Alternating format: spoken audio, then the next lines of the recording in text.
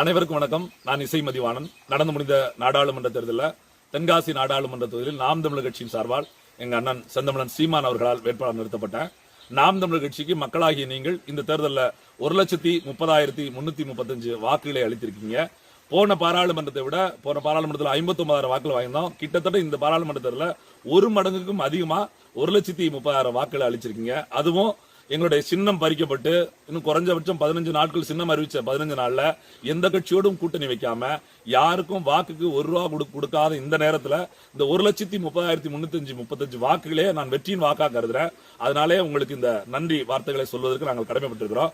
கட்டாயம் மக்களோடு நாங்கள் தோற்றிருந்தாலும் மக்களுக்கு எதிராக இந்த அரசு நடத்தக்கூடிய விஷயங்கள்ல கட்டாயம் மக்களுக்கு ஆதரவா நாங்க எல்லா நேரமும் துணையாக நிற்போம்னு உறுதியளிக்கிறேன். அதே நேரத்துல இந்த தென்காசி நாடாளுமன்ற தொகுதியில இன்றைக்கு மக்களின் பேராதரவை பெற்று வெற்றி பெற்றிருக்கக்கூடிய என் அக்கா மருத்துவர் ராணி ஸ்ரீகுமார் அவர்களுக்கும் இந்த நேரத்தில் வாழ்த்துக்களை தெரிவிச்சிருக்கேன். கட்டாயம் அவர்களுக்கு மக்களுக்கான ஒரு அரசியலை அவர்களை செய்வார்கள் என்று நம்புகிறேன். நன்றி, வணக்கம்.